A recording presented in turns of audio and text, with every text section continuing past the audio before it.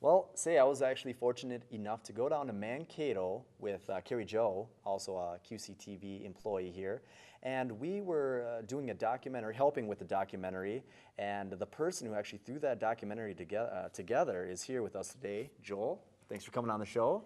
Thank you for And the documentary is a 72-hour sleep deprivation. You want to explain a little bit about the motivation and the reasoning behind this? Basically, I did some research on different sleep patterns and stuff like that when I was, I don't know, just getting out of high school.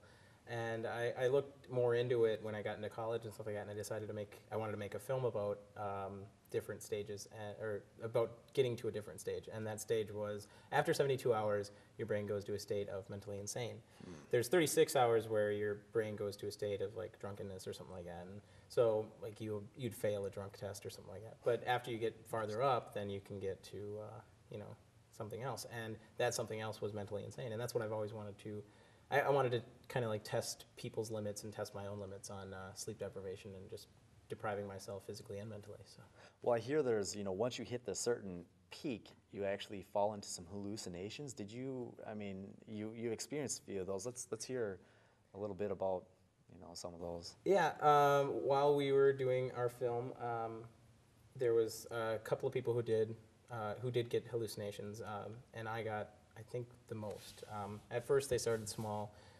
During like 36, 37 hours, I had like little shadows that, had characteristics to them that, made them look like actual things. Like first it was rats, and then it was cats, or a cat, and then there was a guy running across the neighbor's roof.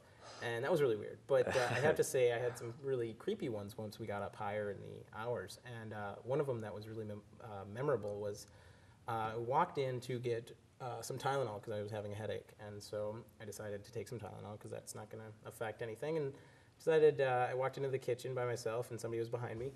And as I walked into the kitchen, I heard poodle bark behind me. You actually heard the sound? Yeah, I heard a poodle barking. And so. Wow.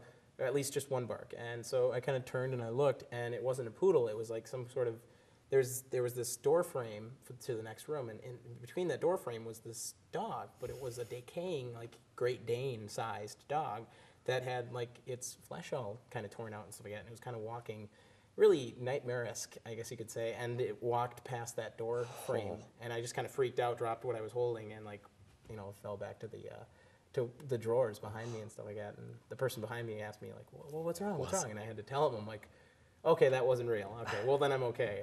But at the time I was really freaking out. For that split second, you're like, wow, this is really happening, and this is amazing. What's going on? Mm-hmm. That's interesting. You also talked with the doctor. Did he give you some information on, what that's all about, or what happens, why that happens? He gave me a little information about it.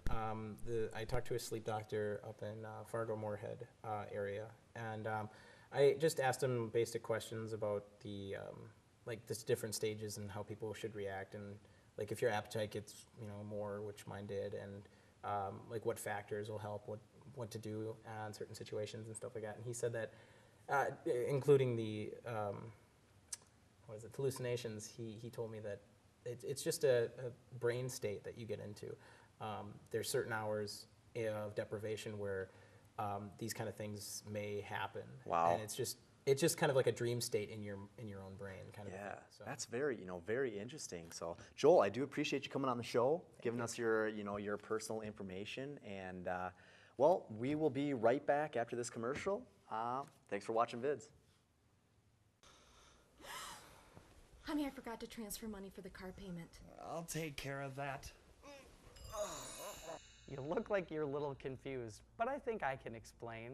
You're really making this transfer online right now, but we've made it so easy, and you're so sleepy. It actually seems like you're here right now. Okay.